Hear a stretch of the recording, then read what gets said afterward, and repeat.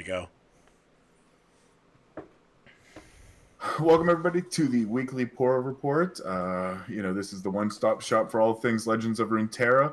As always, I'm Smithel with my co-host Cozer, and as you guys can see on stream right now or in the YouTube video, we actually have two pretty amazing guests with us. We lucked out, so we'd like to welcome Swim and Hype to the show. So first, guys, thanks for being here. I know you guys are both very, very busy. Have a lot of other things on your plate, so it's kind of awesome that you took the time out to, give us an hour or two of your night. Oh, no problem. Thanks for being here. Thanks for having me. Yeah, it's our pleasure. Awesome. Well, it's my pleasure. I assume it's Hype's pleasure too. Hype, is it your pleasure too? A little bit, yeah. A little bit. I believe so. I mean, and Cozer, it's always good to have you here, buddy. Oh, I'm happy to be here.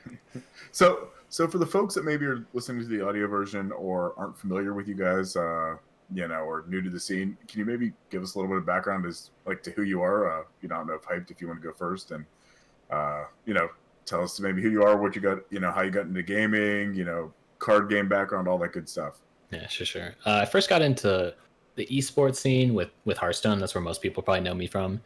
Although I would say I was like pretty hardcore gaming with WoW right before that, but there wasn't as much esports stuff going on with WoW, so people probably didn't know about me. But that's like a big part of my identity, like a good 6 years high school or so. I was playing a lot of WoW, and then I got into WoW. Mostly Mage. Did PvE and PvP, and then after that is when I got into, and then I quit sometime in college, and then right as I got out of college is when Hearthstone came out. So it was I just fell right into that, and that's the first time I got signed for a game. It's in Hearthstone, and then after Hearthstone I went to Overwatch. I just got kind of bored of Hearthstone after 2 years. Played Overwatch for about 3 years, and then I had a little bit of success in a game called Artifact for a little bit, and then we'll be talking about it. Don't worry. And then since that kind of fell apart, there wasn't that many card games around at the time, so I was playing a bunch of auto chess and TFT for a while. Okay. But I always wanted those games to be more of a card. I always wanted those games to just be card games, and they just weren't. So I eventually got tired, and finally when Lore came out, I switched pretty much instantly. Yeah. Now, what was our favorite game that you'd like to be a pro in? Maybe compared to Hearthstone or Artifact or anything? Yeah, so Artifact, actually, even though it was only out for a short time, there was a pretty good tournament scene already going, but it wasn't quite established, right? It was only a handful of us that knew each other a bunch, so I wouldn't count that as much. And then comparing Hearthstone to Overwatch, they're actually completely different. So Hearthstone is... I would probably say I miss Hearthstone more because there's a better community. You're a little bit more friendly with your opponents. You go to an event, and then in between Swiss rounds, you're just talking to everybody. Everyone's pretty friendly. No one's treating each other as the enemy and hiding information or anything weird like that. Whereas if you go to an event sometimes that occurs in other games, and then for example in Overwatch is more of a team game, so everyone would just kind of hang out with their team instead. No one would really talk to each other. So I definitely miss the Hearthstone tournament scene a bit more. Yeah, I mean it seems like there was a good community built around it. I mean, granted, I wasn't a pro, but just following it seemed like a lot of you guys were pretty well connected and definitely like to share mindset and strategies as to really crafting decks or developing the meta. Yeah. Also, I know you like to eat healthy, work out, do all that kind of stuff. I assume in quarantine during the pandemic and everything that's going on, you've fallen into a nice routine. Basically trying to stay on top of everything. I've actually definitely slipped a bit in terms of diet and exercise. It's hard. Yeah. So so basically the only time I go outside anyways is to go to the gym. And I was all right, so the quarantine won't be that bad. But it is pretty important to my mental and physical health to go to the gym. So it's been a little bit rough. But I have a pull-up bar. I wanted to buy some more home gym stuff, but basically everything good is sold out. For example, you can't find a good barbell. There's these things called adjustable dumbbells, which are they're normally $500, $600 but it's a whole set of dumbbells in one. Both good brands of those are all sold out. You can't get anything. So I've just been making do with what I have, which is basically just a pull-up bar, and then everything else I'm doing is body weight calisthenics. It's rough, but I'm getting by, and I'm actually doing a lot of running at the park. Okay, that's not bad. I mean, you're definitely still miles ahead of me and Cozer. That's what I'm saying. Yeah. Yep. Got that dad bod, even though I'm not a dad. I mean, I heard that's in. I Especially keep in waiting for gaming. the day. I keep waiting for it. But yeah, let's jump over to actually Swim here as well. Swim, again, great to have you here. I know that we're pretty familiar with you again, especially around the lore community and everything that you're involved with Mobalytics and everything like that. But can you give us a little bit of your background as well? Yeah, mostly, I like Hyped come from, a plethora of card games. I was most known in Gwent for building a lot of like meta-defining decks, Hmm. and since then I've just been playing a lot of other card games. I played a lot of Dota back in the day, before I got into card gaming and streaming. Really? And yeah, I played a Dota for like 4 years. Was just kind of like my entire life, you Okay. know. I didn't play it professionally, but it was just like basically what I spent all of my time doing. And of course, naturally, I heard there was a Dota card game coming out. It didn't go that well, but Oh as God. that. I watched a video just the other day about why Artifact originally died, and I completely understand what you guys went through and how much of a struggle. And if you guys never play the game again, I wouldn't even be surprised. It's because of how they treated the community. Yeah, I mean it was pretty rough. I'm definitely gonna like check out the relaunch. But You'd have to yeah, assume there'd be lessons learned, well, you would certainly think so, but that leads me to the next part of my story where, unlike Hyped, I actually, we did a similar thing. We branched out from Artifacts. I was playing Auto Chess as well. But he went with TFT, and I was playing some Dota Underlords. And I can definitely tell you there were some lessons that weren't learned. However, yeah, I'll still play the relaunch. Like I'm down to try it out, and if it doesn't look good, then it doesn't look good, and if it does, if it surprises me and some other people, then great.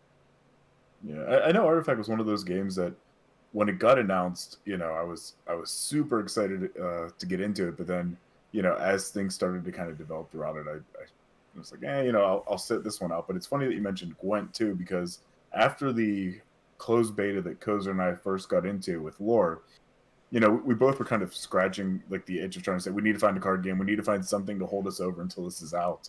And I kept saying, I'm kind of dabbling in Gwent, and it seems pretty fun, and so I've until this gets to mobile, that's something else I've been trying to pick up on my phone since that just got released out for I think Android You're, and iOS. I have to say, my friend, I would say a couple of years late to that train. I know. I'm not personally, I've been somewhat public about this. Well, I've been very public about, I really, really loved like some of the old early Gwent, but I think they've taken it in a lot of directions that most people agree with me that, are not as good.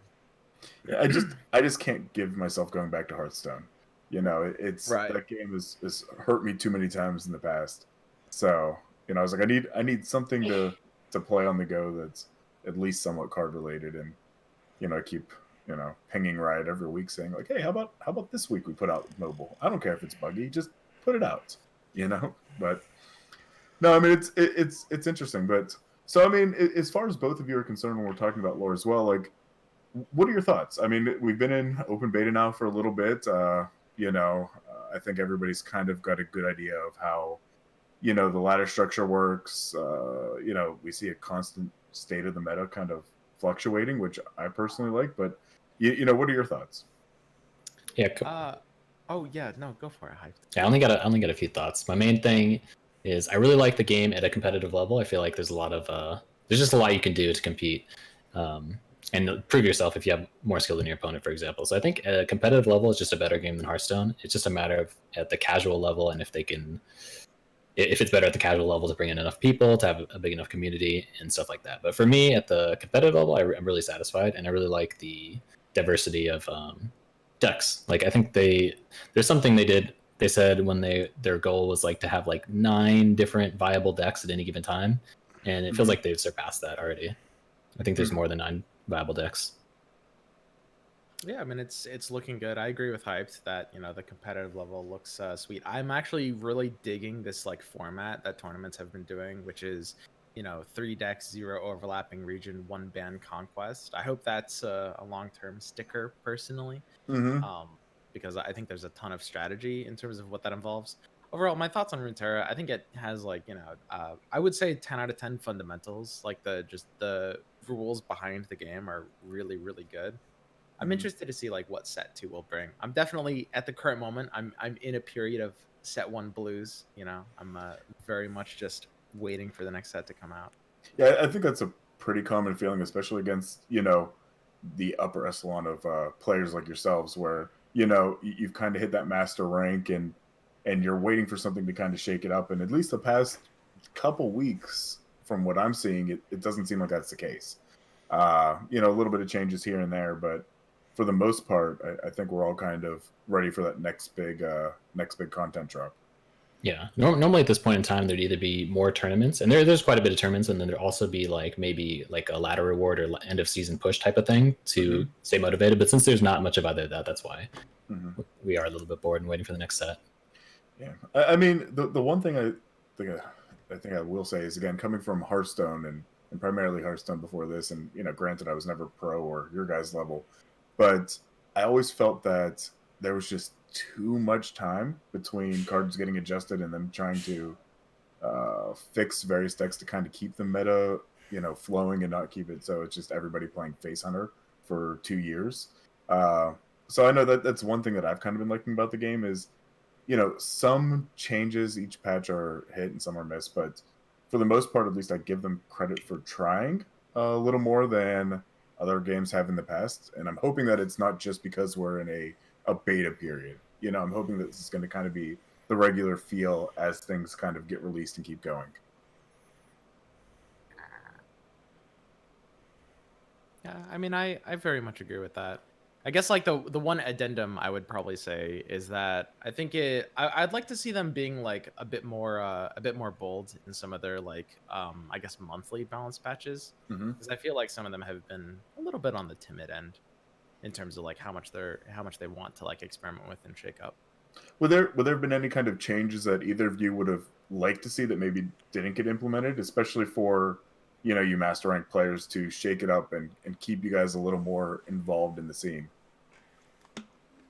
Avoid those blues, as you said, Swan. Yeah, probably just some buffs to some of the lesser played archetypes. Stuff like Vlad, for example. It feels like there's a ton of cards that are dedicated to an archetype like that. Like Mm-hmm. you can count through the card pool. There's like 20 plus different cards in the entire card pool that are just dedicated to that archetype. That kind of feel like they're sort of locked out just because like one or two of the cards aren't good enough. That kind of thing. Mm-hmm. Anything from you, Hyped, or? No, I was pretty. Nothing that comes to mind. But yeah, Vlad would be cool, I guess. That's fine. That's fine. So I mean, it's one of the things that we kind of like to do, and we weren't sure if we wanted to cover it on this one, but so we'll try to keep it relatively quick. Is more or less like a week in review. So I mean, has there been anything this week that you guys have been working on related to lore or anything like that that you're free to talk about? That you feel have kind of been your main focus for the week, or prepping for kind of the next couple weeks or something like that coming up? I don't have anything. So Swim, you got something? I was gonna say for this week. Well, I've been working on like a comprehensive new players guide that's probably not gonna be out anytime soon. But I was planning to throw something up on the site. But for this week in particular, I was actually I was planning out some videos on just like basic, pretty advanced card game fundamentals, like some of the math behind a lot of the probabilities and stuff. Um, I think that would be a pretty good thing for people like looking to improve their play, like Masters players trying to play in tournaments and stuff like. Yeah, I definitely think it would be a need for that. I mean, a new player guide I think is super welcome too. Whenever you do happen to finish that up and get something out there, especially because I know it's an open beta now and technically anybody can play, but I'd imagine that there's going to be a push once they go to full release, that we're going to see another kind of influx of players, hopefully. So I know any kind of guidance there would be kind of great. What about you, Cozer? I know you still kind of grinding away at Diamond, trying to reach Masters. Actually, I didn't play that much on the Diamond account. I've actually been grinding on my second account, and I got to like Gold 2, so seeing if I can get them, hopefully both to Master, but I'm going to play a little bit more on the Diamond account this week and work on those YouTube videos of Bagels coaching me too. Awesome. Yeah, I mean, for me, I'm definitely still stuck in gold. I got out of gold 4. Granted, I am a trash player. I get a little too, uh, we'll say, play happy. If I have 3 men and I have a 3 mana card, I'm playing that damn 3 mana card. I know that's not the right move. Uh, so it's something, a habit that I'm trying to break. And I know we'll kind of talk about some of the decks that I've been playing later as we go I through the meta actually, reports. I mean, I wanted to say, I think that is actually a large part of the reason why, like, a lot of people are sort of intimidated by Runeterra. It's kind of like Hyped was saying, it's a lot more complex than something like Hearthstone. And I know Artifact got a lot of the same criticism, and it's just because I think with like card games, a lot of people just want something fairly simple where it's like, they build their deck or they net deck, and if you have a play on, 2 or 3 or whatever, you just kind of make that play without really thinking too much about it. Mm-hmm. Yeah, I mean, and that kind of got me through, playing semi-casually in Hearthstone. I would almost be able every time to at least get to like, ranks 1 through 5, almost not thinking, just playing, with the curve. Turn 2, play my turn 2 mana card, and it kind of working out that way. And it's definitely an adjustment on my end of how I got to think whenever I play this, because there's so many cards that relate and tie back into each other that not even in just combo heavy decks that I'm trying to break that habit. But any kind of deck that I can find that's more of a curve out deck, I seem to do a little bit better on, because it kind of plays into my habits a little bit better. You a Bannerman player, dude? You know what, Kozer and he was just last week, I think, pushed a couple on me, and I'm starting to get into it. I'm playing the Garen Lucian one right now, and I seem to be doing better than that. Than I think there was a Garen Fiora one, and I struggled with that, and I don't know why. Like, I like Fiora decks, I like Bannerman as a whole, but I am just struggling with the Garen Fiora version of that. The Lucian one definitely I seem to be a lot stronger on. Lucian's I a little like bit more aggro. Oh, sorry. Sorry, go ahead, Hype. this is just going about the playing on curve and stuff like that. I like the comment they made. I didn't even realize this is what they're going for. But in the dev update or something like that, they were saying how they like thinking of the spells as like skill shots from League. So it's not just like a thing you cast and it goes off, right? It's like a thing. So for example, like if you think about like just like a glimpse or a single combat, for example, like a glimpse, it seems easy. It's like you just kill the thing and you draw 2 cards, right? But most of the time, if you're using a glimpse, you want like them to point a removal and then you use a glimpse, and then the next level of that is that the glimpse is then fairly counterable, because then if they can shoot the thing, it prevents the glimpse, right? So in that sense, it's like a skill shot. You have to wait for the right opportunity. So I like the direction they're going, and they seem to be doing that a lot more. Like if you look at Iceborne Legacy, that's like the ultimate, like this thing is really it's a 5 mana thing that you cast on a 1/1. So it's like really hard to get off, but if you get it off, there's a huge payoff. Yeah. So I really like that style. Yeah. They have a lot of great mechanics in the game that are just different from some of the other card games that I tried to play while I was waiting for LOR to come out. And this game is just like you were talking about. I really do hope that Riot does focus on always changing up the meta every month. I do feel like the last patch, the major patch, was all right, but a lot of people think they could change more, and especially being in beta, like, is it really that bad of a thing to make huge changes and be wrong about them now in open beta than once the game's released? And if they mess up really, really bad on some of the patches, it could go down the route of maybe what Artifact went through. So, I don't know. Yeah, no, I mean, I definitely would agree. I mean, I'd much rather them tune something a little bit too much, and then worst case scenario, put out a hot patch and say, hey, look, we messed up. We didn't realize how bad we messed up, but we wanted to try something. I think I'd personally be more forgiving of that than them kind of playing it super safe. So I'm definitely open to that concept and that idea of it. Yeah, I'm all for it. I'm sure they'll play around with both the timing of the updates, although I think everyone is pretty happy with like the 1 month update. But now, as Swim mentioned earlier, maybe they can play with like the severity of the changes or how many and stuff like that. Yeah, and I really do have to agree with what you said earlier, Hyped, about like that kind of like skill shot elements.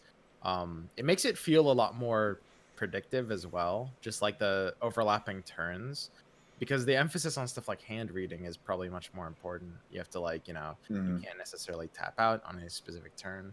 I'd love to see them lean in a bit deeper into that kind of thing as well. Yeah. Like, for example, this is just a random off the top example, but maybe like a unit that gets a bonus if you play it when the opponent has 0 mana left or something like that, right? Like that kind of thing where it instills this mind game where, do they have it?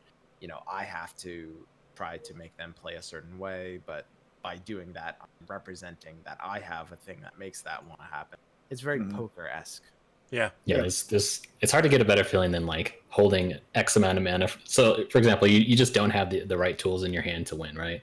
But if you just hold like 4 mana every turn, then your opponent has to play around the deny that you don't have. Exactly. Stuff like that, which is really cool. So it brings the bluffing aspect, which is really awesome. And also I was going to say to Smithel that single combat's like a perfect card. So you're playing what is it, a Bannerman deck that I'm sure has single combat, right? So single combat's like one of the perfect cards to play around with the skill shot mechanic, right? So it's only 2 mana, so it doesn't cost you that much to always be holding 2 mana, right? So you're pretty much always going to have it. And it generally, like, single combat's like kind of a 2-for-1. You're like using a card and your thing to kill their thing. So that's you don't want to do that ever, but obviously you're going to have to do that sometimes. But single combat, so other times you'll use it on your Garen and your regens and it's fine. But like the true good single combat is somehow getting them to point removal at your dude and then canceling the removal with the single combat, for example, is probably like max value. Yep. Like that's a perfect example of a card. Like on the low end, it's like you're 2-for-1ing yourself, and on the high end, you're like canceling a removal and killing one of their high priority units. Yeah, and that's something that I'm definitely starting to get better with, and I feel like I'm thinking about it more. Like whenever I'm playing Bannerman, is not just like I said, trying to curve out and get my units in my hand, but hold things back and intentionally trying to almost bait out certain spells. So since I'm getting a lot more comfortable with the meta that I'm seeing around the gold players, is that I kind of know what each deck I'm coming up against. And so if I say, okay, if I can play something that is going to bring out, like a targeted spell or something like that, whatever one, then I can sit there and hold something back, like you said, and say, okay, if I can draw this out and cancel, a drain or something like that, I think that's better. And I feel like that's one of the things, at least in gold and silver and things like that a lot of people aren't playing around, is the thinking 2 steps out or trying to bait something away from your opponent that that they have, as opposed to just playing your deck. Yeah.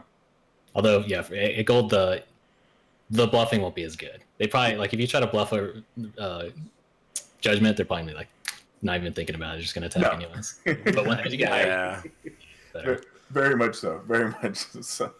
I've gotten my bluff called multiple times just because I know that they're not thinking that way.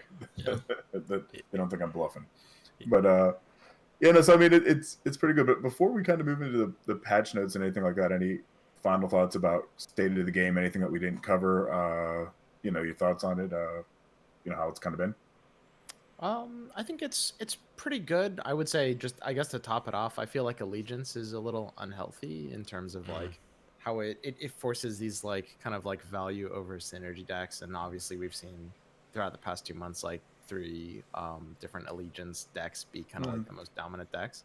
But I mean that kind of goes back to what I was saying before, where I think the best solution to that is just to buff high synergy cards that feel underrepresented.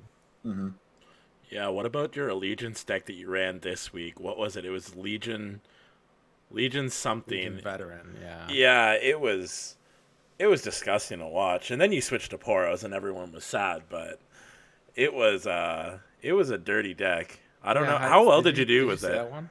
No, so it's the 4/5 that does 1 more damage when. Yeah, so it's a mono for all your deck with splashing just Legion Veteran, which is kind of cute.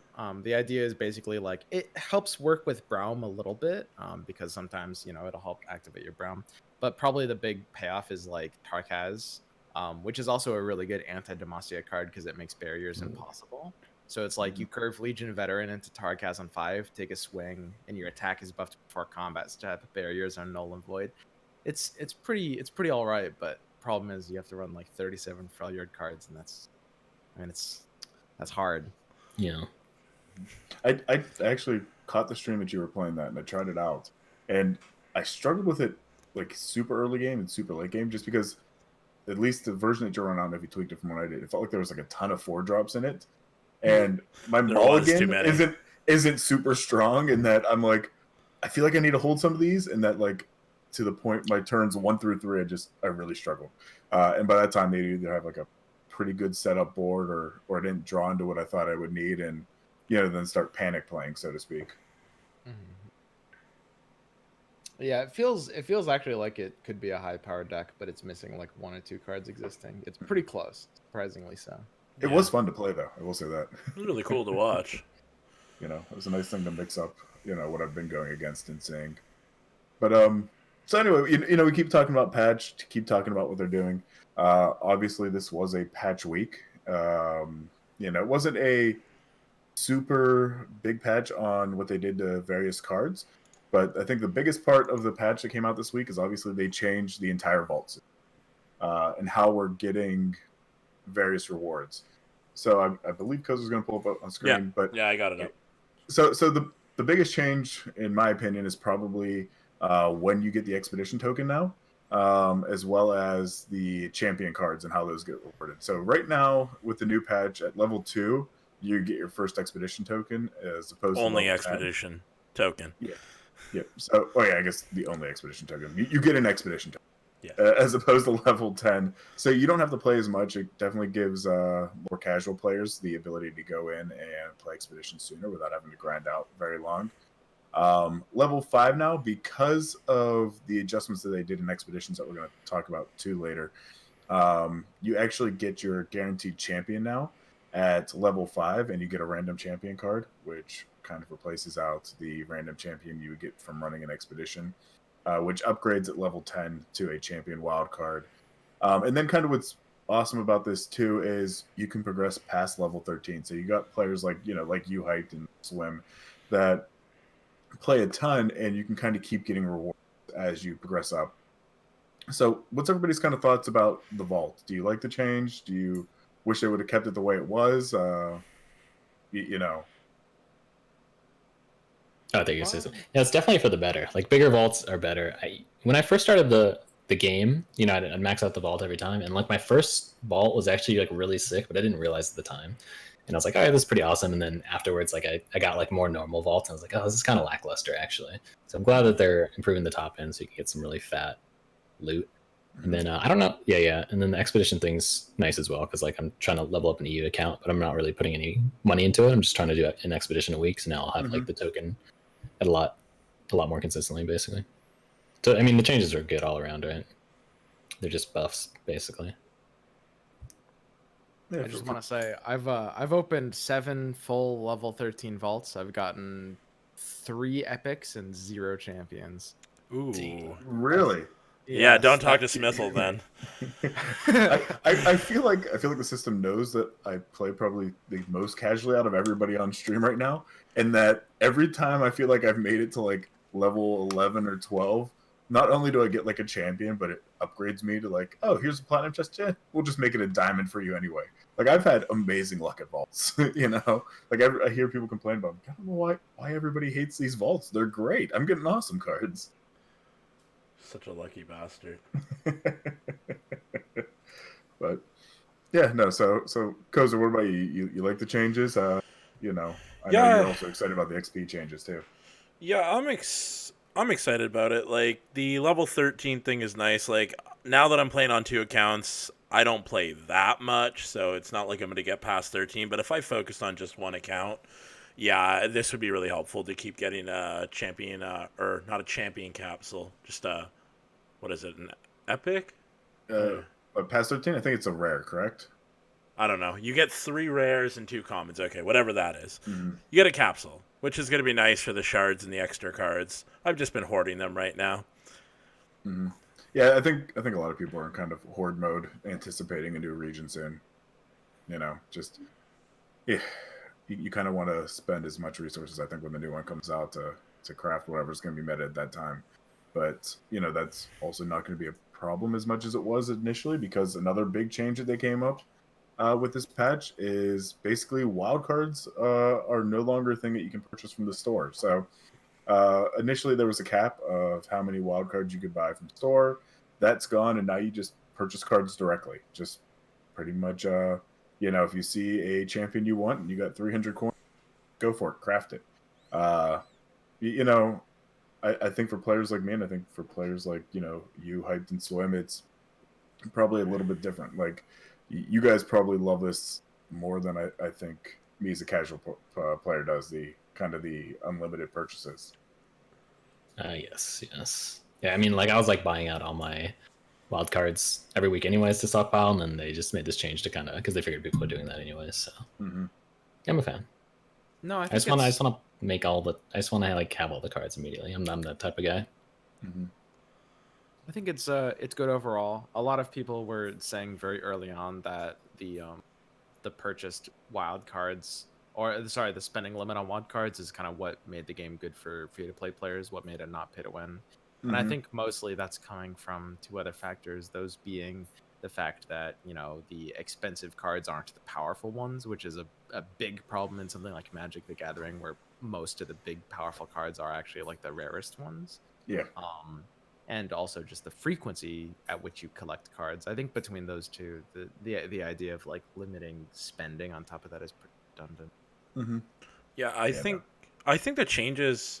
At first, I was worried about it, but now, like seeing it more and more, like this is actually going to entice players to switch from, maybe if they get tired of being a Hearthstone pro, maybe come over to this game, because they can just come in here and be like, wait, I can own all the cards and Yeah. spend the money that I want to. Like, I don't know how much. I don't know if someone's done the math yet. How much would it cost to own every single card in the game if you were a brand new player? I'd be interested to see a Reddit post about it, but I haven't been on Reddit in a little while, so I don't know if someone's done it. We could run the math. I'm sure somebody will, but if not, we could figure that out. But it'd probably be a nice little penny. I mean, it's not particularly cheap. But again, if you're going to buy out a collection, now would be like a year from now. I gotta say, like early on, and even I guess it didn't really change as time went on, but I was really never a fan of the spending purchase. I Mhm. felt like that was or spending purchase, the purchase limit or spending limit. I felt Yeah. like that was a big mistake for a lot of reasons. One of which being, hurting the ability for a lot of people to come over from other games. I had a lot of friends that literally were like, yeah, the game looks cool, but I mean, I can only make one deck. It created Mhm. like a lot of fear for experimenting, and upped the amount of net decking that was going around for the first couple of weeks. I'm definitely glad that they've removed it. I think it's a well needed step in the right direction. Awesome. Yeah, I mean, I'm cautiously optimistic. I feel good about it. I just, again, my fear is, again, I'm sure at your levels, when you're masters, you're assuming everybody just has the full set anyway. My fear is kind of when you get into that gold plat range, it becoming, okay, this person just had more money. They bought out every card. I can't go against them. They're playing clearly perfected decks, where I've had to maybe make a couple replacements. Not so much now, because I feel like I got every card that I need. But my fear is, if a new region or two comes out and I'm still hovering around gold plat, that, it may be a little dangerous. The one thing that we did skip over in patch notes, just because it made sense to go to wildcards, was obviously they changed the XP as well. So now you can earn unlimited XP for PvP and AI wins. PvP wins and normal ranked expeditions, you get 200 and 100 base XP for every win. AI wins, you're going to always get at least 50. So, I mean, I think this is a good change too. Obviously, they had to put it in place if they were going to make unlimited vaults. So it just kind of makes sense to me. Unless anybody has any major thoughts on unlimited XP. I don't want to jump forward and cut you guys off if you're dying to talk about it. No, it's pretty minor. Good. Yeah. Awesome. The next big thing, and I know a lot of expedition folks seem to be not too thrilled about the expedition changes. So essentially, their goal is that they want to make it easier for people to get into expeditions and play them that like it. So they reduce the cost from 3,000 to 2,000 shards, or 200 coins, from 300 to 200 coins. They changed the rewards. Since you no longer, or since you get the champion card now through your vault, they don't automatically give you one now in expeditions. So a lot of people said, that kind of entices them not to play expeditions if they're major ladder players. And the rewards have kind of dropped a little bit. I think between me and Cozer, I'm the only one that kind of enjoys expeditions, just because it, like kind of the draft mode. I assume, do either of you play expeditions much, or are you guys just solely focused on ladder and climbing? Yeah, it's solely constructed. I just do expedition to get the cards, but now I have enough, so I don't do it anymore. Yeah, yeah. I'm a big constructed guy. Yeah, I don't do draft at all. Yeah, that seems to be the case. Is Just you, buddy. Just you. I know. I know I'm in the minority with X, for sure. But yeah, so again, not tons of people are too happy with that. Some other changes in this patch is, again, they did change a little bit of the rules on the harrowing and how it works. So the old basic rule text said revive the 6 strongest units that died in the game and grant them ephemeral. The new text is revive the 6 strongest allies that died this game and grant them ephemeral. I think this changes harrowing, pretty significantly if you run it, because you can't really use your opponent's deck against them. You have to build your deck in a way that you're gonna have something good to bring back. Mm-hmm. Yeah, I like it. I mean, it's a nerf, but it makes sense. I've definitely been in that position where they've gotten 2 or 3 of my cards and they kind of needed it, like a lifesteal unit or something like that, and it's super annoying. Mm-hmm. Yeah, I mean, it's still a competitive card, so we'll probably see a couple metas in the future, maybe 1 or 2 expansions. It'll be back with a vengeance. It'll pop. Mm-hmm. Mm-hmm. Ephemeral decks? Maybe. Ephemeral sucks. Don't play it, please. At least right now it does. Another big change. So they did just change some text on 50 plus cards. We're not going to list them all, but yeah, no, it's a pretty good list. It's not that they changed how they work; they just made the text a little more straightforward and easy to understand. So take a look at them if you get a chance. But nothing major there. Now here's a big fun point that kind of I know will have an impact on the two of you, and I'm sure you'll have things to say about it. Oh, big. So they said that they changed how master tier players should be seeing their ladder experience. Prior to this patch coming out, there was a lot of talk from master players saying, you'd win a game, you'd maybe go up a couple ranks, but if you lost one, you can go down potentially, 100 or so ranks just based on one game. And Riot seems to say we put something in place to make the climb up and down a little more predictable and a little softer, so you don't see these major swings. Do you guys tend to agree with that? Have you been seeing any major changes, or does it still feel the same? It still feels the same. Yeah, it doesn't feel that different, and it could be a situation where a lot of more people have to play with the new system to get it all working right. But I feel like it should still be noticeable for the first few people that play, even if other people aren't playing. If I'm still jumping this many places or losing this many places, it doesn't seem that different. It should be pretty noticeable, but it isn't. But I'll give it more time. I'm optimistic. What about you, Slim? Are you more optimistic? Not necessarily. I just think it's pretty close to the same. I don't think really anything has changed. I'm not sure. It's hard to exactly pinpoint what the problems with the Masters ladder are. I would say that probably the number one issue is the fact that you can queue into a lower rank player so easily, because ELO and ELO based systems are not really designed for games like card games. They're originally designed for kind of more skill based, less RNG games. So I think that some adjustments to the queue range are going to be probably the solution that will make people the happiest.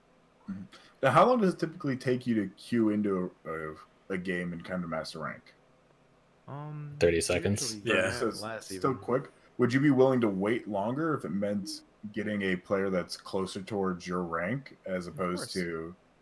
Yeah, for sure. Okay. Everybody in at least the upper half of Masters, probably lower, would definitely be willing to.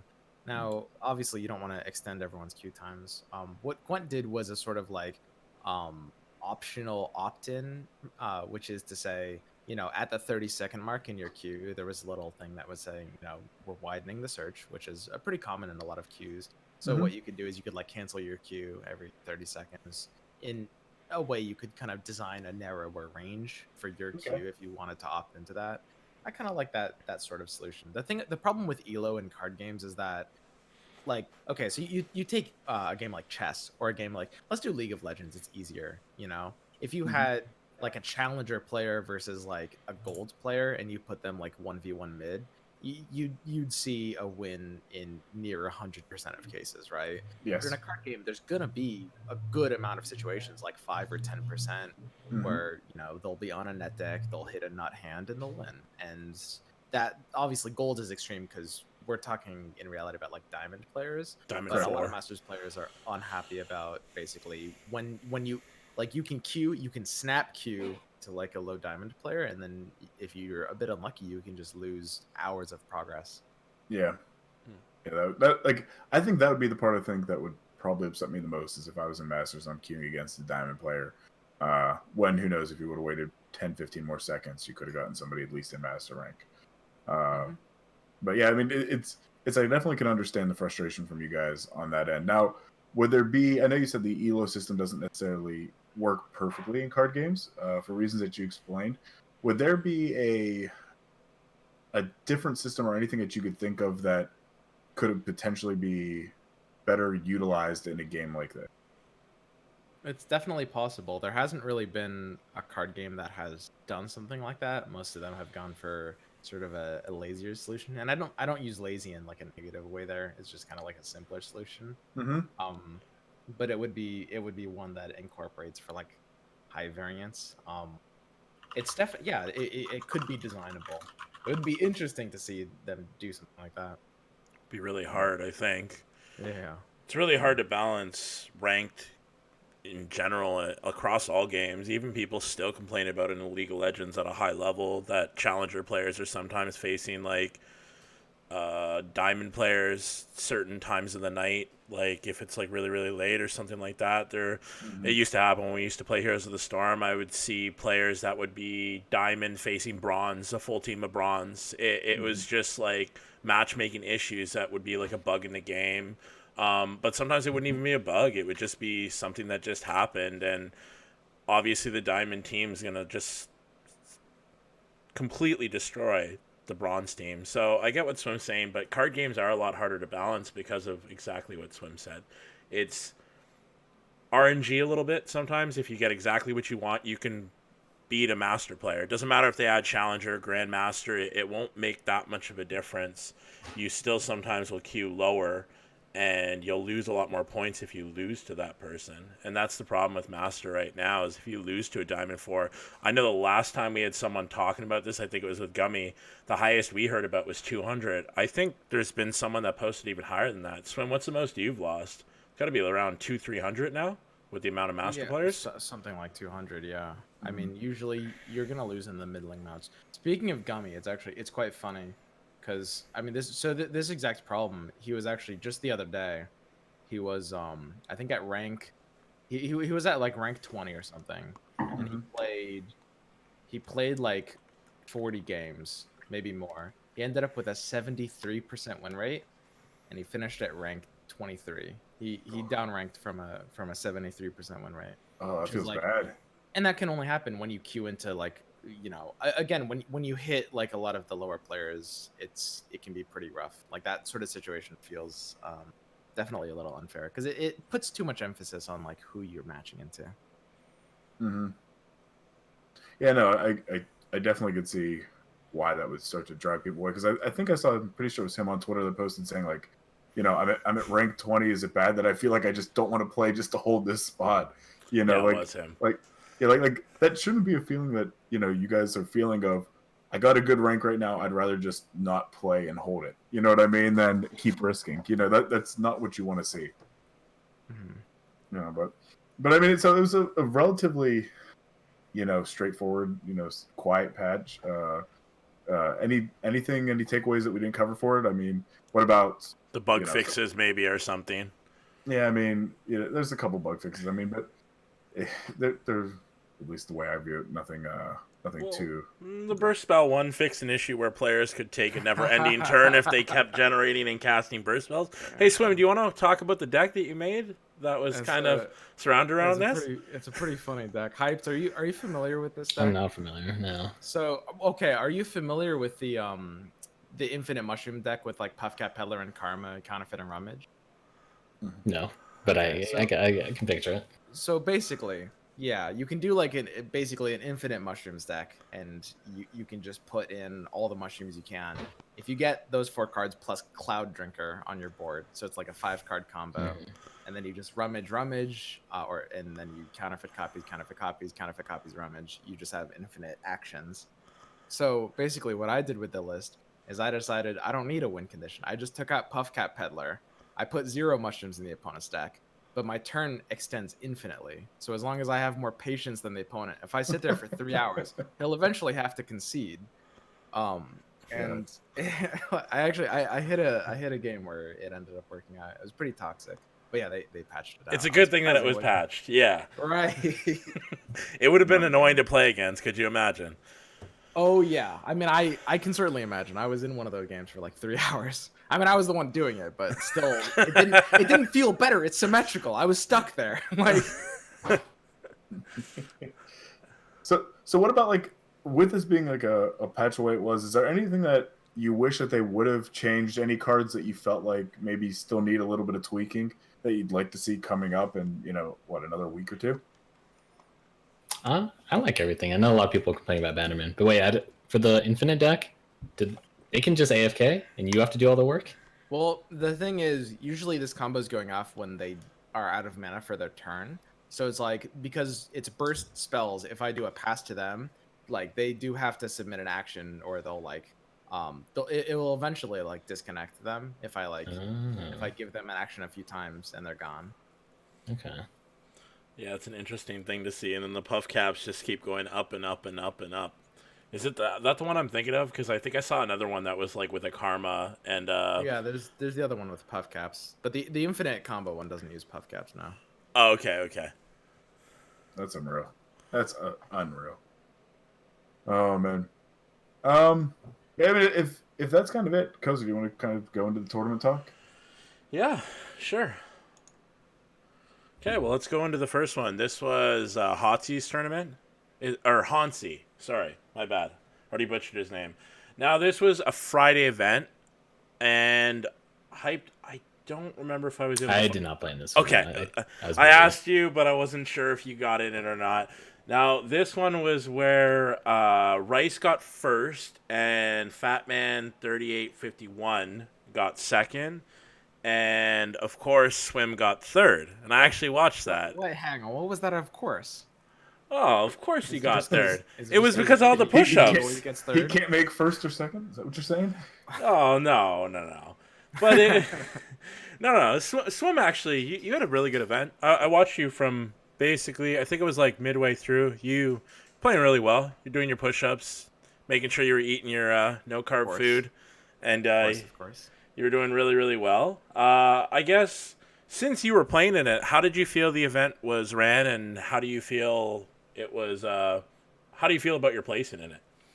It was good. I feel like the format. I wish it. I guess I would have preferred I guess, are we calling it the Korean format? Is that it's just like the 3-deck no overlapping region band format? That's where we saw it first, so it's not rude to say that. Yeah, exactly. Makes sense. No, I would have preferred that format a bit, but otherwise, like the event went well. It was nice. I won $10 off of that. Well, let's So go. I spent it. Yeah, congrats, money. man. That's huge. You'll be able to buy not even McDonald's with that. That's oh, we need a big NA tournament. Like a few McNuggets. But overall, so what kind of format was it? Because this was the only one that I don't think I was able to see about. Was it so? It was not Swiss, or was it Swiss? It was Swiss. But no or sorry, conquest. no, actually, I think it was double elim actually. Okay. But it was 2-deck, no ban, 1 overlapping region. So for example, was it Fat Man? Was that his Yeah, name? Fat Man. He was running Fat double. Man, he banner. rushed the winner's bracket. He actually was the one who knocked me into the loser's bracket. Ended up taking second, like you were saying, and he just brought double Bannerman decks. Yeah, it was nuts. That doesn't seem fair. No, it was Right, not fun exactly. to watch either. Fair, does it, Hype? Does not seem fair. Yeah. So, anyways, well, is there anything else to add about that tournament? So, hopefully, in the future, someone talk to Hauntze about it. Maybe we can switch it to the Conquest format that a lot of the... Seems like a lot of the other tournaments are switching to that format. Swiss, and then doing the Conquest with the 3 decks, 1 ban, and no overlapping regions, which seems to be the most fun from what you guys both talked about. And honestly, as a spectator watching it, it was the most fun. Because, yeah, when I watched Swim face the double bannerman, it was just kind of like, Keck W. It was bad. It was really bad. It didn't feel great playing against it either. No, I can only imagine. So, I guess we'll go into the Saturday event. Let me bring that up. So I only have a Discord post because I don't think there was an actual tweet or anything like that. Now this tournament, I don't know, was the Hauntze event, was it casted? I don't think it was, right? I think it was just, do you even know, Swim? I can't recall. Okay. I don't think it was. But anyway, so this is... I think it was, actually. Now that It was? Okay. I don't know who casted it because I didn't... I was just watching you play. I don't really think... most of the other people that I usually watch, I think, were already kicked out of it, so I didn't end up watching them. So this was Jam Fest. Now, Jam Fest happens every 2 weeks, I want to say. This is like the 3rd or the 4th tournament, I think. And this one was won by Bruised by God, BBG. A lot of people know him. He's a streamer. And... Sorry, I'm just pulling up my notes here. Sorry. Okay, so... This was the one that was actually casted. So there was, I think, 3 casting squads. Where one of them was Casanova, Bagels. And then I think it was ZZettel. And I think it was Gems. And I think it was Sasuke and Hauntze. Not exactly sure about the exact duos, but I think it was somewhere around those lines. It seemed like it was a good format. This one was the Swiss with the Conquest, right? Yes. Yes, it was. Okay. And how did you do in it? Because I don't. I didn't do that well. The pool was really weird and like a lot of like. So it was Swiss and it was like 5 rounds, but like 3 twos could make it. So like I lost 2 pretty early, and I like had a very low chance. And then like on the very last round, a lot of the 3-2 people just left. So like a lot of the people that were trying to bubble over just their opponent, they got the DQ win, so it's like doesn't give you points. So, but there was a lot of them in that situation, so I just had to wait it out. But yeah, I was off my game. I made some mistakes. It was rough. You know, I usually warm up with a game of Scriblio with my friends, but they didn't come this time. So I was just off my game the whole time. Like, guys. I didn't see your message until it was too late. I would have come. Play Scriblio.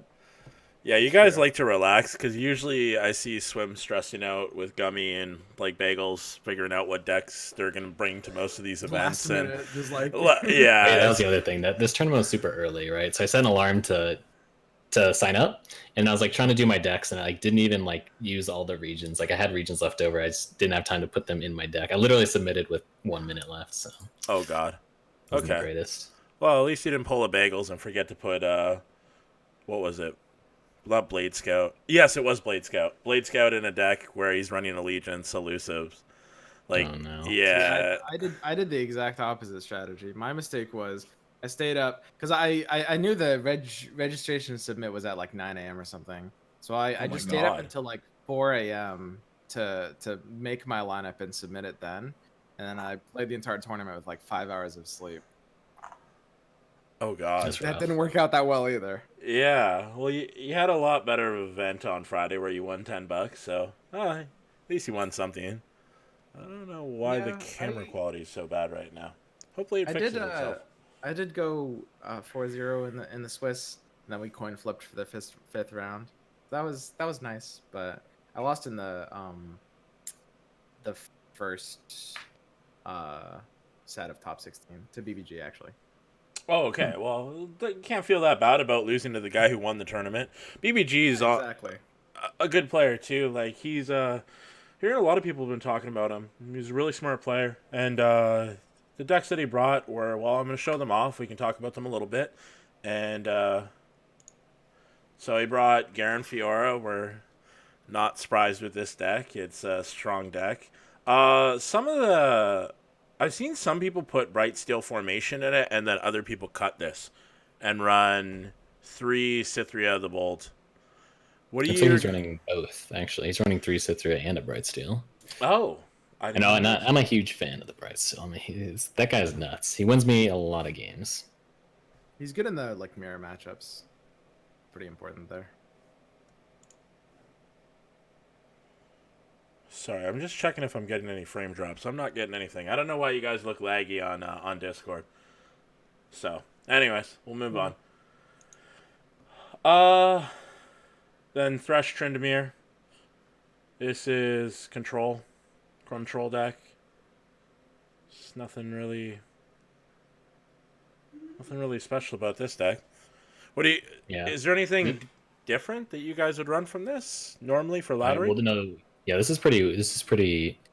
It seems very specifically built for the tournament, and Yeah. I think this War Mother's Call kind of disappeared from ladder just because of deny, but a lot of people are bringing this as to tournaments because they might be planning to ban deny decks, for example, or just Ionia in general. But it looks like he's definitely doing something very specific with this deck, with like the card. Like, there's only one War Mothers. There is the Atrocity, but yeah, I mean, it's just Thresh Tryndamere. But yeah, I'm not sure. If I remember correctly, he was building it for ladder, and then I think it was basically the same deck he brought on ladder. That being said, yeah, I mean it does look a little weird. It's a few. It's running 0 Withering Wail, right? It's like, Yeah, zero Ruination as well. It's kind of like different. Yeah. But I'm sure he has something in mind, but I'm not sure exactly what he's going for here with it. But it worked. So that's what I kind of like about tournament decks too, is you can run different stuff, and it sometimes will do really, really well depending on what your enemies are bringing into the tournament. That's why I really do hope that there becomes more and more tournaments, because I really do enjoy watching you guys playing these tournaments, because they're always a lot more interesting to watch than just ladder play. Ladder play is just, click ready, you go into it, you're either going to play against a deck that's going to completely counter you or not. It's going to be a mirror match, it's going to be a fair matchup. And in tournaments, you can kind of plan a little bit more. You know what the general meta is, and you can plan because you can see what cards they're running, and you can also plan how you're going to start your first deck against what they're playing, depending on who wins rock paper scissors, which Swim loves rock paper scissors. They're cutting rock paper scissors out of tournaments, which is for What? the best. Oh, come on. Well, it was kind of an unnecessary step. Like, I know. If I was organizing a tournament, I wouldn't have rock paper scissors, but I did personally enjoy the escapades. Well, me and girlfriend were talking at one point about doing a rock paper scissors tournament, but I don't know if that's gonna happen anymore. Yeah, it would have been I funny. heard about that one. It would be funny to do. Be a good little fun thing. But since they're cutting it from tournaments, I don't really know if there's a point, because it was mostly to practice you guys in your rock paper scissors games. Because honestly, it is. Come on, there's a little bit of practice you need. It is a little bit of a head game. It's 33.333 whatever percent that you could put down the right thing and they put down the wrong thing. So, okay, let's go to his last deck. So BBG run Ezreal Draven. This, honestly, this looks straightforward except for maybe the Calling Strike. yeah, it's pretty standard. There's only a few changes people ever make to this deck. Pretty much, yeah. So can we stop on this deck for a little bit? So, Cozer, this is the one that you were pointing out for me against Bannerman, right? What is It can do well. It depends. What's the proper way to play this deck? Because I've seen it, a couple times now, but honestly, I'm not that familiar with it. And I rarely see it played, at least on my point in the ladder. So can Hyped or Swim, can one of you give me like a rundown on like the general, just high level view on the best way to kind of play this deck out? Level Ezreal and start plowing ass. So it's basically just like an Ezreal control, essentially. Yeah, if you're familiar with, are you familiar with the Freljord version of this deck and how it plays out? Yes. So compared to that, this one just levels a lot faster. So it drops cards like, Harsh Winds is a great card, but it's 6 mana. So you don't have to, you can spend your mana a lot more efficiently with this deck, and it runs 3 Rummages as well. Okay. So it's a lot more consistent because you have 3 Rummage, 3 Progress Day. You're always going to draw through your deck. You just want it, and then you want it to be really cheap so you can afford to actually cast Progress Day, for example. So you just like empty your hand, Progress Day, And then you have tools like House Spider and Jury Rig to really stall out your opponent, especially against like Demacia, for example. Okay. No, so basically it's just like basic. You want to level up the Ezreal, hold like your cheap cards when you get him, throw him on board, and then just play out. Yeah. Every once in a while you can develop the Ezreal early, but yeah, pretty much you're just holding on to the Ezreal for later. And then sometimes you'll do weird things like you'll just triple Blade's Edge something because you're about to level up Ezreal and stuff like that. Okay. Yeah. It tends to be like pretty good in a lot of the meta because you're Ezreal, so it's inherently combo, so it's going to be beating most control decks on the triangle. Not all control decks, but probably most control decks. And of course, the Blade's Edge as just kind of a Nox exclusive tech happens to be just truly amazing against everything else. It'll blow out aggro by trading into their 1 health units. And of course, it's great against like the barrier decks you'll find in Bannerman. So it's just premium. Also hyped, I don't like harsh ones. Yeah, no, I was just saying. We've talked about this in the past. Yeah, it's Harsh Winds isn't really a card anymore. I'm just saying the reason why we're cutting like a powerful card like Harsh Winds on paper is just it's all about the mana. So you'll see dumb plays like you'll see like triple Blade's Edge like and then like double Thermo for 0 or something like that just to level up Ezreal really quickly with this deck. Okay. So I've actually played this deck a couple times, and I never thought about doing that, and I thought I was wasting cards if I wasn't killing it. So I guess honestly just leveling up my Ez is just more important, and just getting that down, get as many burst cards out there just so I can finish them before they have a chance to even heal through it or do anything about it, basically. Yeah, it just depends like where your Ezreal's at. So like you wouldn't do the triple Blade's Edge, triple Thermo if you're like from 0 to 6, but if your Ezreal's about to level, like you might as well. Yeah. Okay. Draven also tends to really carry this deck as well. It's just like, honestly, he's just an amazing card. It's just they can kind of never block him because of the threat of axes, the threat of not only axes, but maybe if they try to block with like a 5 health unit, you could have a mystic shot, right? It's just impossible to block that Draven with quick attack there. And then because of that, you just get so much chip damage in. Now let me ask you this too about like when we're talking about playing Ezreal. So I've tried to play a couple and I have kind of mixed luck with them. And part of it, I think, is because I know, and correct me if I'm wrong on any of this, because I'll be the first to admit I'm an idiot. But the Ezreal, you essentially want to kind of hold them back in your until he gets leveled up. You don't really want to put him on board because you're running a lot of chance of him getting removed. That's correct. Even still, when I'm playing an opponent and they can see I have an Ezreal deck, I feel like they start holding back intentionally a lot of removal for when I play him. They know they're going to get that chance to take him off the board relatively quickly. So, like I said, they'll hold stuff back. What's the science in determining when is the right time in a turn to play Ezreal? Do you kind of wait until towards the end of the turn and they're out of mana and then try to play so they don't have a remove and then hopefully burst down at the beginning of your next turn? Or how do you make that determination? Yeah, so that is the dream, is they tap out and you have an extra 3, you just plop them down going into your next turn. But that's not going to happen most of the time. Yeah. A lot of the times you are going to have 2, and you'll like play 1, do like 5 to 10 damage. They'll cast a removal, then you play the other one the next turn and then finish them off. It's probably more common. So you really want to hold back until you get 2 in your hand. So even if you have them leveled up, maybe still not wise to play them out right away. Yeah, it really depends though. With this deck, actually, it is important to stockpile like 1 and 2 mana spells. So even though I was saying you could like spam level up your Ezreal with the Blade's Edges, if you have better options, like if you have your Static Shocks, you'll do like a Static Shock for 2, and that'll let you save things like Blade's Edge, Jury Rig, Rummage, and Axes. And you can actually, you don't actually 20 them with this deck, but you've gotten damage in with the Draven and other things before that a lot of the time. So you usually just have to do like 10, 15, which isn't that hard. It's like it's only having like 5 cards, and you could even use the 0 mana Axes. Sometimes we have to discard a card, so it's hard. So it's pretty easy to just do like 10 or 15 with just 10 mana at the start of your turn. It's not that hard either. I gotta ask you, Hyped, as an Ezreal connoisseur, as a fellow Ezreal connoisseur, how do you feel about the comparison of like Nox Ezreal versus like Karma Ezreal right now in its current meta position? It shifts. It just like it really depends on how much aggro you're playing. Like just like playing 1 or 2 more aggro one day than another really shifts into favor. But I've been liking the Karma Ezreal. It's just really powerful. And I haven't. So this version is better against aggro, but I I saw that I was still mostly losing against aggro anyways, so I was like, I might as well just play Karma. But then again, I've been cutting the house spiders. I got to put the house spiders back in. We'll see. I've been doing the opposite. I've been putting house spiders in my Karma Ezreal with Oh. Navori Highwayman. I run 3 Navori Highwaymans. Okay. You Might have really to try like it. house spiders. I've seen a couple of your decks with house spiders in it.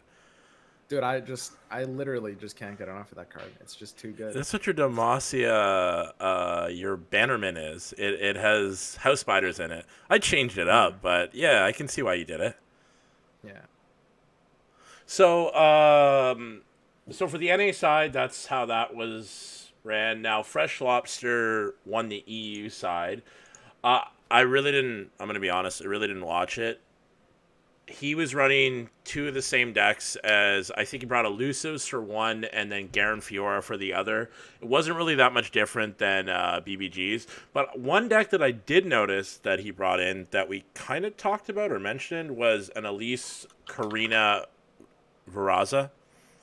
And this deck, I've been seeing it more and more because this deck completely counters Bannerman if you can stay alive.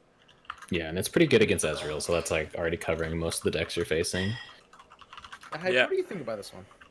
I don't really like this deck. I don't think it's that great, but that said, it is pretty fresh, and it's probably not refined. But then again, the main pieces are figured out.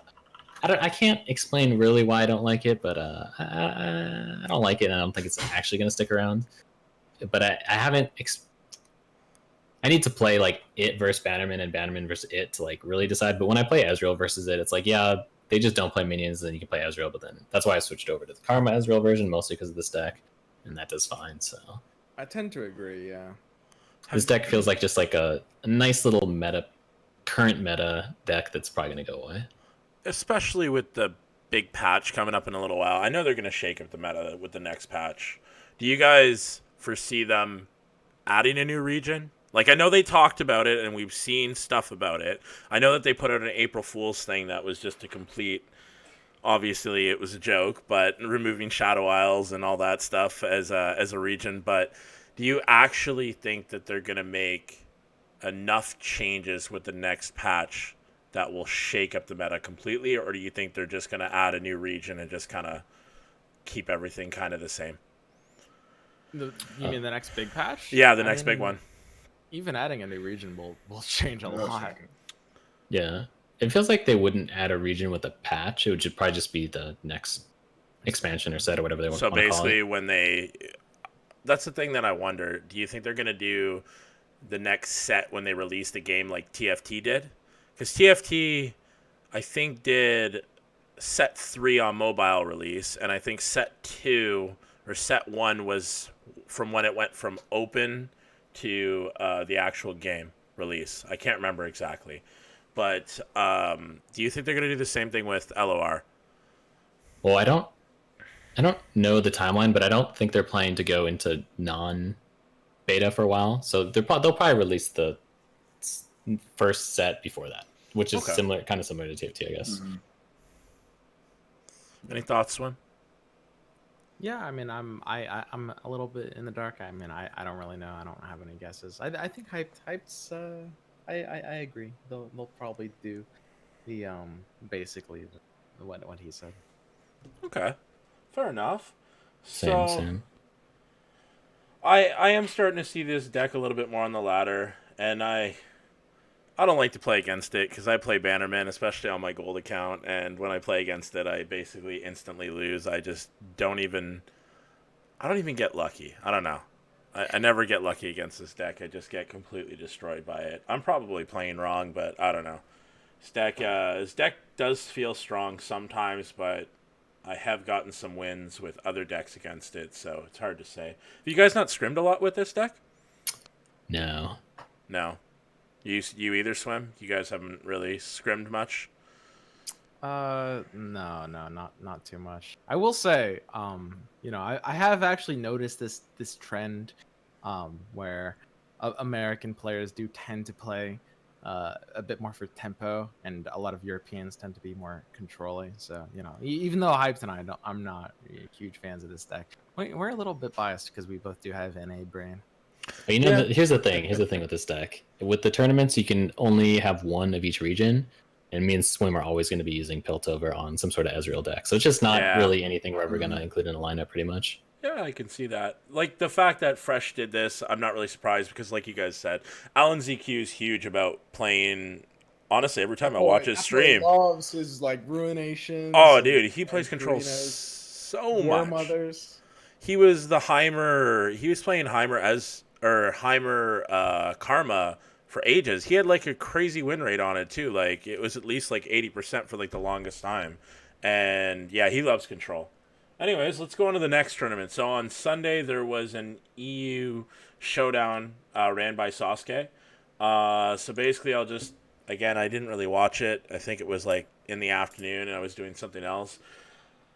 Well, Maverick played in it. He's one of the master players. I know he's actually running a tournament sometime soon. He lost to Shiku. Shiku won. I was actually kind of surprised about this because every time I see Presto in any of the Monokuma, he always makes it to top 8. Well, he made it into top 8 and then got eliminated first. So I was a little surprised about this. I thought he would do maybe a little better being already in the top 8, but this is Shiku's, I don't know, second or third win in some of these smaller tournaments. All I can basically get to is I'm really excited for once they start making bigger tournaments, bigger prize pools, having more casting done. It's going to be super exciting to follow a bit more of these tournaments. I do love talking about these tournaments, but these smaller tournaments, saying that Swim won $10 or $50, or I think Gummy one time won $13 on one of the Monokuma. It's fun. It's tournament. I know Gummy even talked about just running a nightly tournament thing because he's kind of tired of playing ladder. And I do really enjoy watching you guys play tournaments, and I hope that there's more out there. And I'm hoping for bigger prize pools because even if you guys are playing for $500 and getting $200 of the pot, that's money. Like people do that on MLGs, on game battles, like for Call of Duty little tournaments, stuff like that they spend $5 and win $200. Like that's still worth it for you guys. These kind of prize pools they're fun practice, but they're not where you want them to be yet. Yeah, and it's just more interesting when the stakes are higher. People try harder. It's a lot more fun. Well, I think it's a good opportunity for everybody to, because the thing is, if they just open out with a big tournament prize pools, then it's just like, there's gonna be a lot less refined strategy. Whereas like, I don't know. I mean, a lot of people are really tryharding these, like me and Hyped, and it is just good practice. Like I feel actually like I've gotten a lot better at this format, maintaining I mean, you actually have to have just like a full marathon mentality. It's really hard to like keep that like level of focus and concentration for like 8+ hours. Yeah, you got to do push-ups. That's the only way. That's how I've been taught by some of the best players is when you're getting fatigued, you just do 20 push-ups, even though you went to the bathroom and grabbed a bottle of water and came back and did no push-ups. But, it's the same idea. It's the same idea. You got to keep... Hyped actually has a bit of a secret strategy. I don't know if he wants to reveal it here, but... Oh. I mean, which one? I was talking about the Apple one. Oh yeah, the app. Well, see, these tournaments are actually so long. I don't know if the Apple trick works. Yeah. But yeah, I've just like over the years of gaming, and I noticed it more when I was in FPS gaming because like when you eat and then you go play an FPS game, you notice that you are definitely slower. And like you can be slower in gaming, but obviously your brain's probably not working as well in that state. So I just noticed it's always going to be like a low glycemic index, but still a carb. So no protein to fat because that's hard to digest. It slows you down, and then you don't want too much sugar either, else you'll spike and crash. So I figured that the apple is like the perfect food because there's a lot of water and fiber that slows the digestion. It's perfect. I've experimented with everything. That apple is the best. Otherwise, fruit's pretty good in general, but if you have like a banana or something sweet, you have to like keep doing it every 30 minutes to an hour. Well, otherwise you'll just crash. I like peanut butter actually, personally. I haven't tried peanut butter, but you gotta try peanut butter. I haven't tried it. This is actually interesting to hear about. So it's from what I just heard is basically if your gaming career doesn't work out, you could always be a nutritionalist for one of these top League of Legends teams or whatever because they actually have coaches and people, Yeah, no, I'm actually yeah, when I played Overwatch professionally, there was Yeah. we always had like a coach and a performance coach, and I was like, oh, I kind of like his job. I could be a performance coach. Yeah.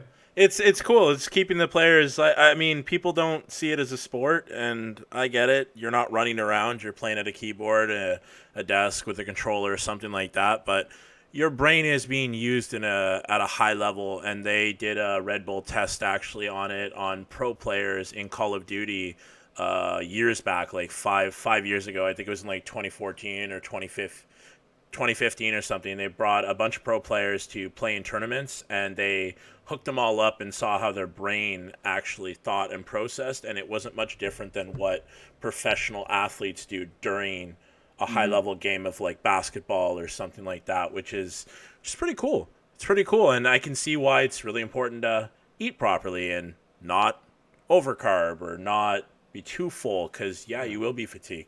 Definitely. Push-ups, do a little meditation. Yeah. Oh, I was just making a jab at you. I know one time I saw you doing push-ups on your stream. Push-ups, dude. Dude, there was one time you honestly went to the bathroom. We heard the water and everything. You're like, yeah, I just did 80 push-ups. Okay, Swim. I cranked them out. I was really fast. Anyways, enough ragging on Swim. So I guess like I'm basically done with tournaments. What's the one coming up this weekend? It's Monokuma, right? Yep. Will you guys both be competing in that one? Yeah. Yep. Awesome. I look forward to seeing your stressed out streams about deck creations and what you guys are bringing to the tournament. Those are always fun to watch. And I guess let's go into the deck of the weeks. Smithel, if you want to take back over, we can go from there. So typically we do the deck of the week, but I thought since, we kind of have you two guys on here, and especially Swim, the one thing that we kind of wanted to do, instead of doing a deep dive into one deck, Swim, we wanted to kind of highlight your Meta Monday. So I know you put out these, YouTube videos and these reports every Monday of saying, hey, here's what is in meta based upon, your feelings. And I believe you collect the statistics put out by Mobalytics, correct? So Mobalytics massive data. Yeah. So, and you basically compile this pretty well put together list. Do you want to kind of give a quick rundown? I mean, obviously for everybody that wants to watch it in super detail and you really break it down, go check out his YouTube video. I know Cozer and I both watched it this week, and you do an awesome job with these. By the way, I'm sure you hear it all the time, but it is really, really good for folks like me that suck at deck building to understand, what is meta, why it's meta, and how it works. So I know that's kind of a big deal, but I was hoping maybe you can kind of give us a quick rundown, and we could kind of break in and answer questions, or Hyped, if there's any deck that you want to talk about specifically, in this too. I'd love to get your viewpoints on these as well. I have it up on stream, by the way, if you guys are wondering. I actually brought up Swimstrim's website. So I brought up your website, so it's all of your decks on your website, just so you probably know most of them. So just to give basically a quick rundown of how the stats are looking.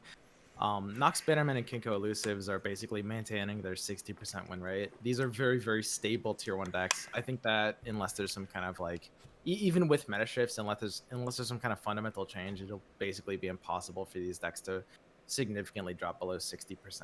They're just kind of like the tier 1 concepts.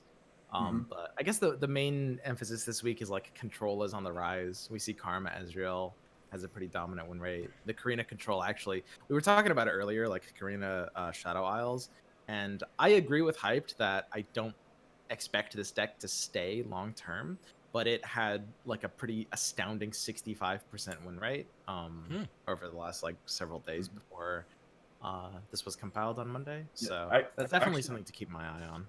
I've actually been playing this one a little bit this week, and I'm really enjoying it. I think it's a hell of a lot of fun. You love control decks. That's what it comes down to. You need to move to EU. You'll do great out there. Everyone plays control. They love hour-long games. I do love it, and it's funny because you always yell at me for liking control because you're like, you could have gotten 3 aggro games in and like help time faster. And I'm like, control just feels so good, And this one, I think it's just kind of different, and I've really, really been enjoying this one. Yeah, studies have actually shown that in terms of like the cultural way that we tend to solve problems, that there is a pretty significant tendencies for Americans to try a sort of like trial and error approach, and Mhm. a lot of Europeans tend to be a lot more kind of like planning things out more meticulously. So I Mhm. mean, this is backed by science. This is, you know, I do tend to think that there's a pretty major difference, and the metas reflect that. I mean, most people do agree that like the ladders are actually a bit skewed in those Mhm. directions. And let me ask you this too, if you don't mind me backing up too, to Bannerman and Elusive. So I know you sit there and said that hey, they're still hovering around that 60% win rate. You know, for each of these, what is probably the best counter that you would see to these? You know, what's going to give you the better chance to be on that 40% to take them down? I would say against Bannerman, you mostly want to try to control them and like make sure that the Bannerman isn't getting big buffs. You do this with like Shadow Isles, PNZ, not necessarily together, but either or. Those are kind of the two most control-y regions. That'll usually do a good job at keeping Bannerman out, whereas Bannerman mostly just punches down aggressive lists. Whereas Mhm. against Kinko Elusives, it's a little bit harder to beat. The biggest threat to Kinko Elusives is basically outracing them, and a really good way of doing that is to have Elise. And that's part of the reason why the control triangle is actually so out of whack, is because normally Kinko Elusives should be a really good hard counter to decks like Control, but because now that Brood Awakening is 5 mana and control decks are all running Elise and Brood Awakening, because that's a very non-committal answer to Elusives, among other things, it's just a valuable package. It allows control to just be on the rise in play rate, whereas normally Elusives should be keeping that at bay. Mhm. Yeah, Okay.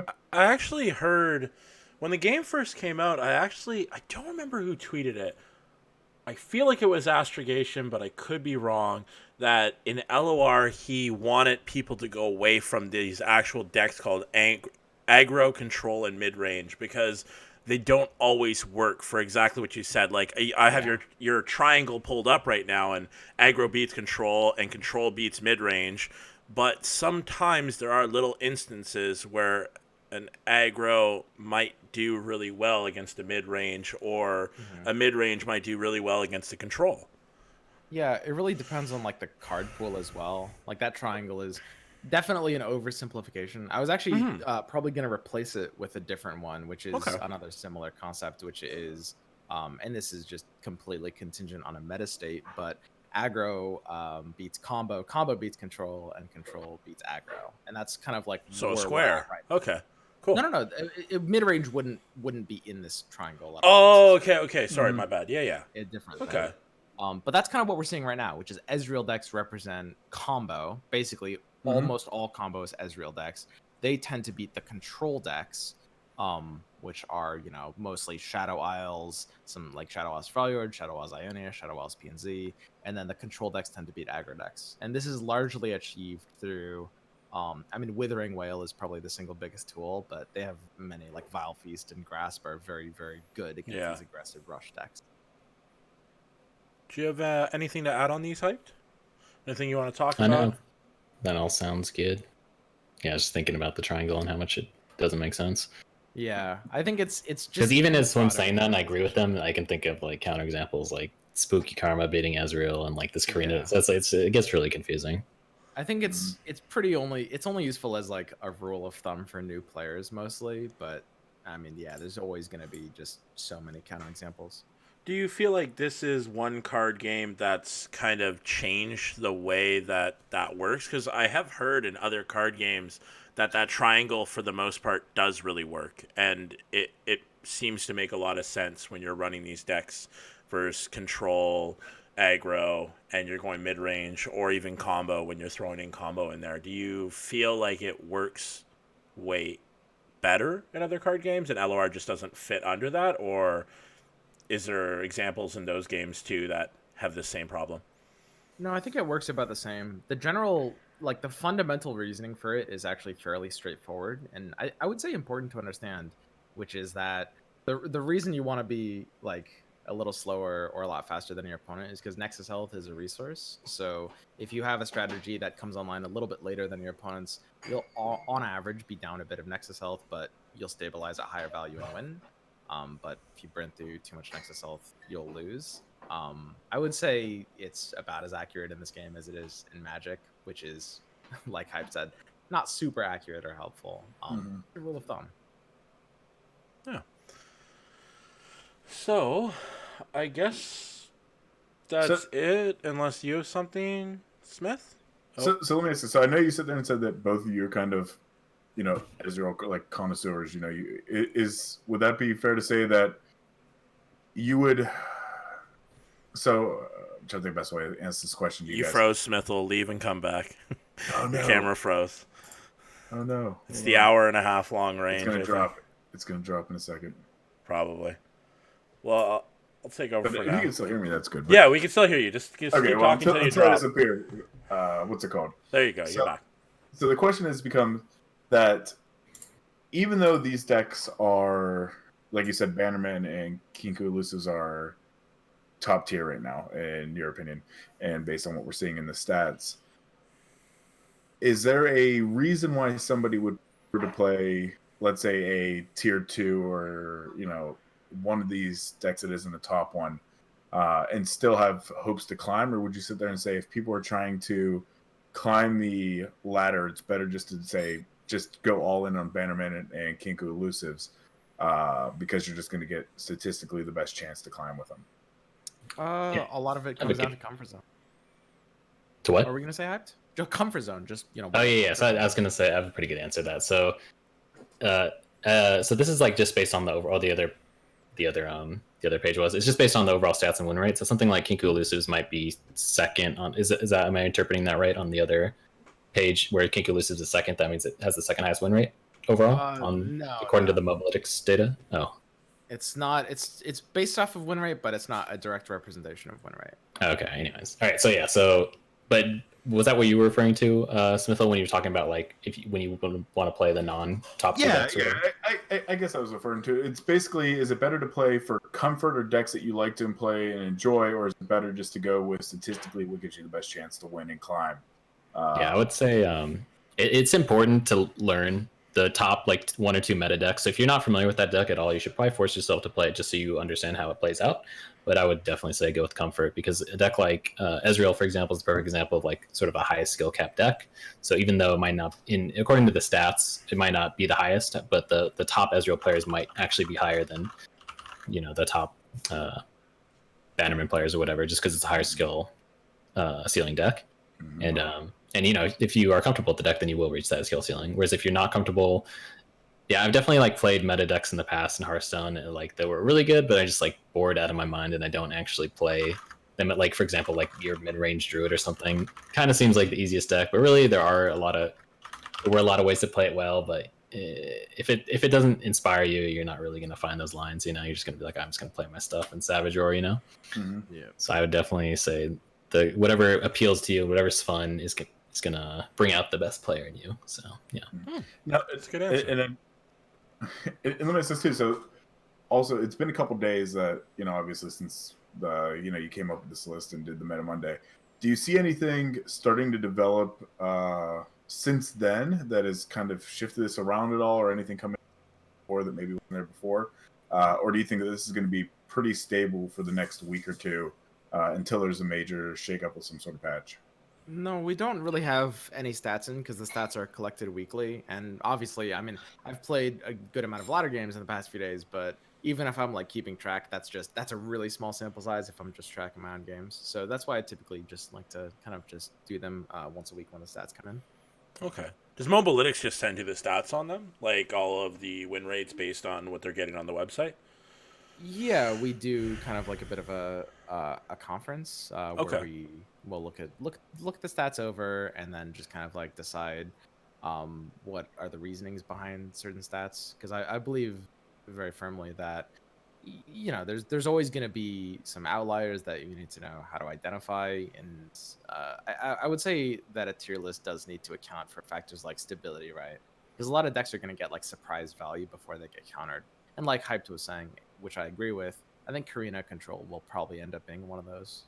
Yeah, and that Karina, like, I don't know exactly when this stat snapshot you looked at is, but for example, the first few times I played, I'd like look at their heroes. I'm like, what am I playing against? That would be bowling right. Exactly. So exactly. And let me ask you this too, in a similar boat, is there any kind of deck, and I'm sure you guys don't want to spill any kind of major secrets right now with any kind of tournaments or such coming up, but are there any decks that you guys are crafting currently that you think have any potential, to maybe knock some of these decks down a notch? Like, is there like, and I'm going to only use Vlad because it's a bad example because everybody knows there's not going to be a great Vlad deck right now, but like, is there something like a Vlad deck that's coming out that you're sitting there saying, I'm really trying to experiment because I feel like there's pieces there, I just need to find a way to make it work? I think me and Swim, I'll say for myself, but I think Swim's in the same boat where it's a lot, instead of cracking the ladder in the meta, it's a lot easier to sort of get a really solid tournament lineup because the field is more expected, and when you bring the ban in, you can really target certain decks and stuff. And I think that's where I'm putting most of my deck building energy into, so I don't have any like sweet ladder decks up my sleeve. I was thinking, I had a couple. There was the Mono Freljord deck that I was talking about earlier, which I actually think has the makings of a pretty solid tier 2 deck if refined. And tier 2, it doesn't mean that it's not necessarily good in tournaments, because obviously, in tournaments you want specific lineups that are functioning in specific ways. So that definitely means could be viable for something like that. I was also thinking about a fearsome PNZ aggro deck hyped. A really powerful thing that I like to talk about is like, and this has happened a bit in Hearthstone as well, which is that if you have a deck that represents a polarized mulligan forcer for the opponent, like now that Karina is a ladder deck, bringing back like fearsome PNZ aggro. I see. Will basically force the opponent to coin flip and guess what your deck is, and if they mulligan for the aggro matchup, they'll just lose to control. If they mulligan for the control matchup, they'll lose to aggro, and that's really, really powerful when you can get that to happen. Also, I think Fearsome is very well positioned in the meta right now because all the control decks are using all these trump blockers too. So I think that could definitely be a big sleeper. Mistwraith's coming back? Yeah, Mistwraiths, baby. I personally, my variant, okay, so don't bully me about this, but my variant, which I've been working on, I am doing like Mistwraiths. I'm running like Phantom Pranksters. It's kind of like a spin-off of the good old Phantom Prankster burn. Yeah, the one that you have. I don't think it's here anymore.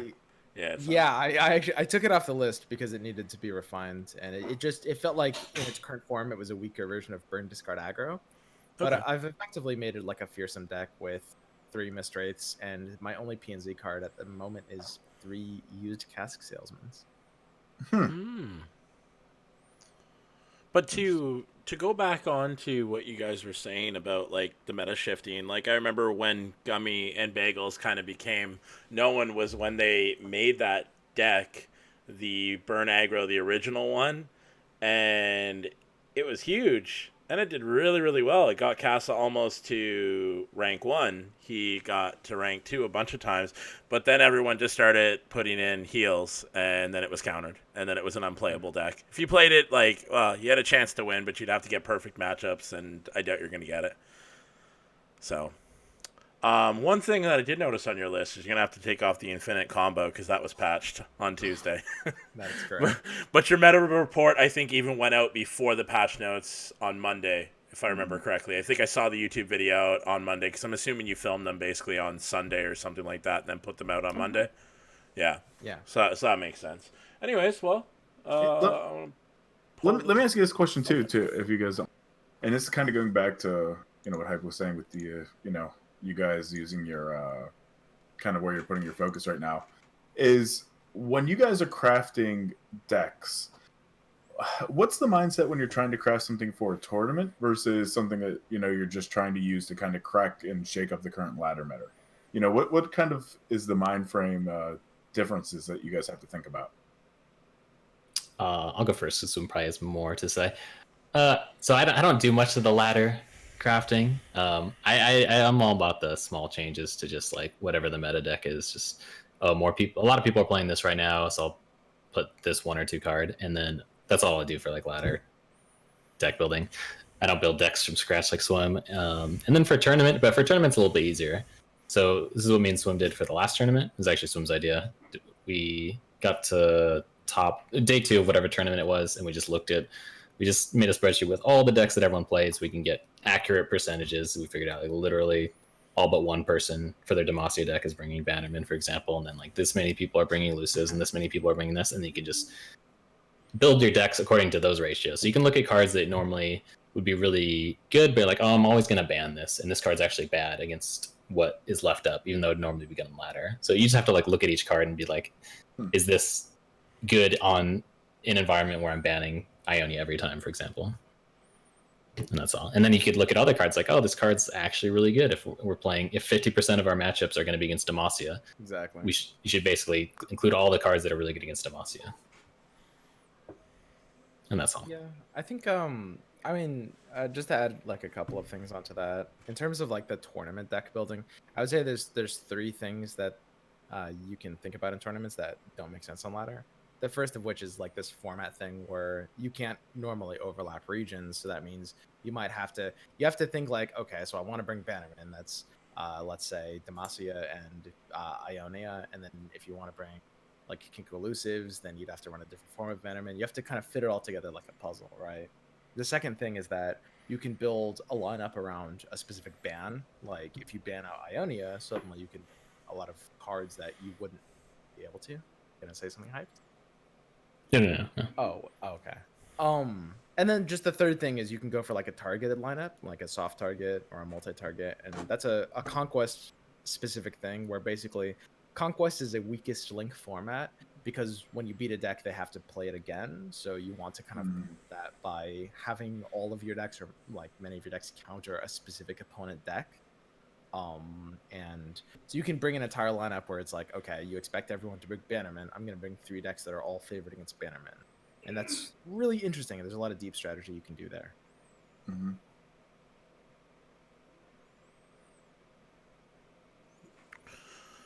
Well, I guess that's it on Meta, Doc, Yeah, I think Tournament, that pretty everything? well. Yeah, I think that pretty well covers it. Before we go into closing, any final thoughts from you guys here? I'm good. I've said about why I have to die. Awesome. Well, again, guys, we super very much appreciate you guys taking time out. Obviously, we'll wrap it up. It's been about an hour and a half or here, so we'll let you guys get to your night. But again, thank you guys. It was really, really good. I mean, I know me personally, I've learned a lot.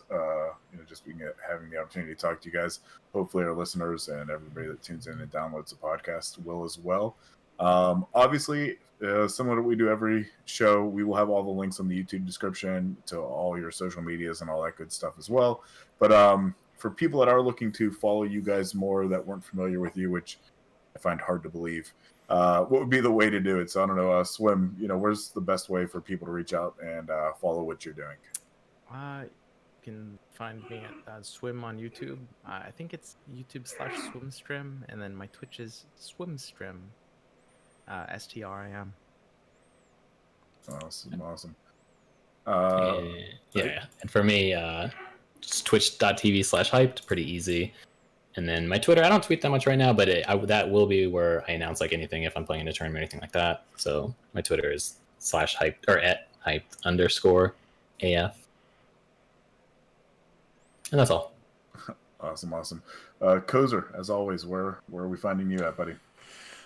Twitter is Cozer88, Twitch is Cozer_88, and YouTube is YT_Cozer88. Awesome. And everybody, myself, twitch.tv/Smithel if you want to follow me there. I stream too much these days, but occasionally I jump on and just mess with some stuff. Twitter is probably where I'm most active, and that's @Smithel Gaming. And then, as always, if you're looking to follow the show and see who we're going to have on at any given week or see what we're up to, obviously the Twitter account there is @PoroWeekly. That's weekly with an A. And YouTube, you can find us, search for the Weekly Poro Report. That's, like I said before, we'll have all of the notes, all of the links, any deck that we talk about, all the deck codes, that'll be there. So that's the best place. And you can find us on Spotify and all those other major audio platforms as well. So, but with that, I think we'll call it there. Again, thanks, guys. And we appreciate everybody that tuned in this week. Have a No good problem. one. Thanks for having me. Absolutely.